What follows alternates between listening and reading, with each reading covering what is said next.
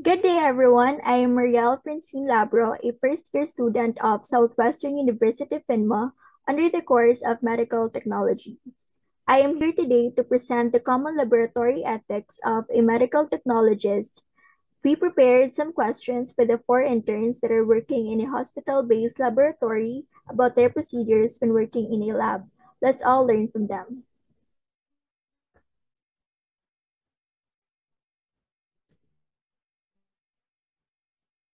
For the first question, do you ask the patient's name before extracting blood? All the interviewees answered yes. They do ask the patient's name before extracting blood, as it is always a protocol in the hospital for the purpose of proper labeling and verification purposes to avoid errors or mistakes. Why do you use different kinds of tubes for blood? They use different tubes for blood extraction because of the different types of tests required. They also stated some required tubes for a specific test, such as in chemistry, it is required to use the red tube, electrolytes, and so on.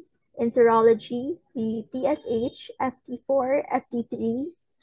In hematology, it is required to use the EDTA tubes, the blue tube, black tube, and in blood bank, it is required to use EDTA tube and red tube.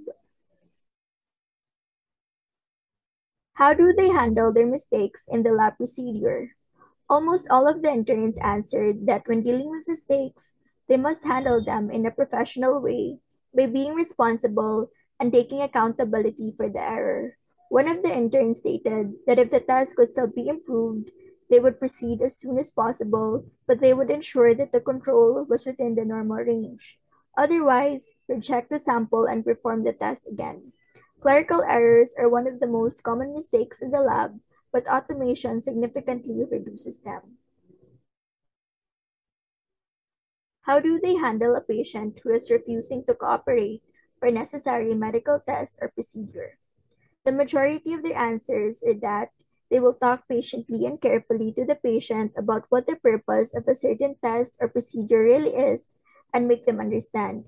But if they still refuse, they will make the patient sign a waiver of non participation, and some interns will ask help from the doctors. What type of patient care procedure are they able to perform? The intern 1 tried all the tests in a laboratory.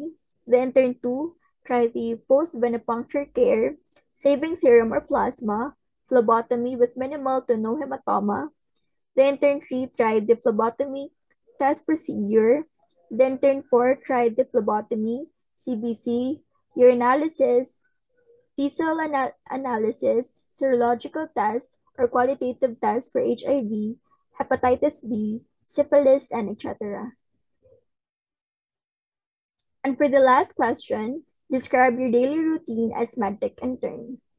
The intern 1 usually go to work, go home, eat, sleep, and wake up early to preach and go to work again.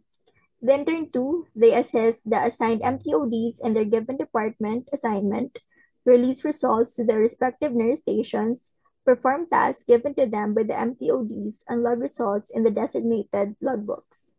The intern 3, if it's just a usual day, if it's just a usual duty, they're busy doing laboratory works and interacting with patients. They get or feed the sample, work on machines, check the results, and logbook recording. Then turn 4, they log in and make it signed by the attending medtech of their assigned department and work if there's work to be done inside the laboratory, like blood smearing, staining, etc. So that ends the interview for the four interns about the common laboratory ethics of a medical technologist. I hope we all learn from them and have a good day, everyone. Bye bye.